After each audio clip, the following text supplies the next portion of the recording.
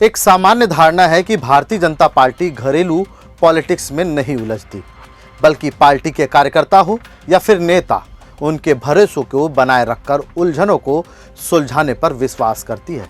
इसका एक ताज़ा उदाहरण छत्तीसगढ़ से सामने आया है, जहां एक वरिष्ठ नेता की नाराजगी को दूर भी कर लिया गया और सजा के नाम पर एक आईएएस अफसर का भी कद बढ़ा दिया गया। नमस्कार, आप देख रहे हैं CGNN लाइव और मैं हूं नदीम। छत्तीसगढ़ में विष्णुदेव सरकार के 2 साल पूरे हो चुके हैं।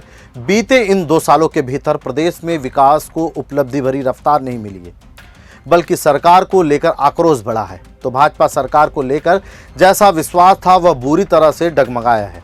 वही विष्णुदेव सरकार में नौकरशाही ज़्यादा हावी रही।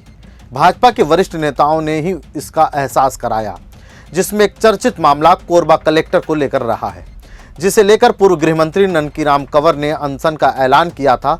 अब इस मामले में जो नया मोड़ आया है, आज की चर्चा उस पर ही है कि क्या आईएएस वसंत का तबादला सजा है या पूर्व गृह मंत्री कंवर का सम्मान, या फिर आईएएस वसंत को विष्णुदेव सरकार का रिवॉर्ड। बताएंगे हर एक बात, बने रहिएगा हमारे साथ। साल 2025 का कैलेंडर चंद दिनों का मेहमान रह गया है, लेकिन बीते 1 साल के भीतर छत्तीसगढ़ में कई ऐसी बातें हुई जिसकी चर्चा नई कैलेंडर आने के बाद भी होते रहेगी। इनमें से एक मसला पूर्व गृह मंत्री ननकीराम कंवर और छत्तीसगढ़ की ऊर्जा नगरी कोरबा से जुड़ी है। आप सभी को अच्छे से याद भी होगा कि पूर्व गृह मंत्री ननकीराम कंवर ने सितंबर 2025 में मुख्यमंत्री विष्णुदेव साय को एक अल्टीमेटम दिया था। जी हाँ, हम बात कर रहे हैं आईएएस अजित वसंत की, जिन्हें 3 दिन के भीतर कोरबा कलेक्टर के पद से हटाने की मांग रखी थी, जिसे सरकार ने अनसुना कर दिया था। लिहाजा अक्टूबर 2025 में वे अनशन के लिए राजधानी पहुंच भी गए थे, लेकिन उन्हें हाउस अरेस्ट कर लिया गया।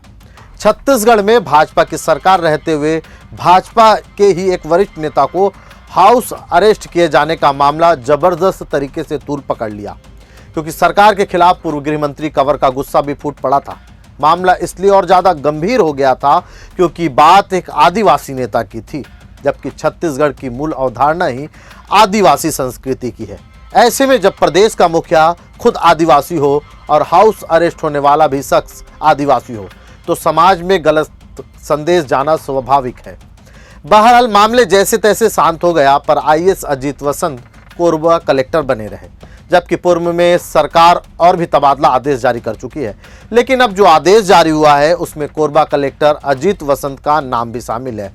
चौंकाने वाली बात यह नहीं कि एक कलेक्टर का तबादला हो गया।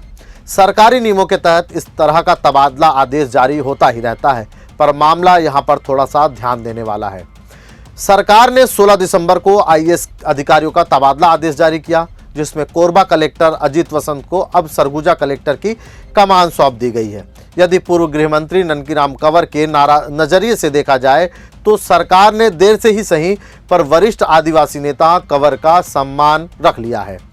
अब यहाँ पर समझने वाली बात है कि आईएएस अजित वसंत को नई पोस्टिंग सरगुजा में मिली है। जी हाँ दोस्तों, सरगुजा प्रदेश के मुख्यमंत्री विष्णुदेव साय का गृह जिला है, यानी आईएएस वसंत सीधे तौर पर मुख्यमंत्री के संपर्क में रहेंगे। आईएएस अजित वसंत के इस तबादला आदेश और नई पोस्टिंग को लेकर के सवाल उठना लाजमी है, क्योंकि कोरबा से हटाया जाना आईएएस वसंत के लिए सजा है या फिर सरगुजा का कलेक्टर बनाया जाना आईएएस वसंत को विष्णुदेव सरकार की तरफ से सम्मान।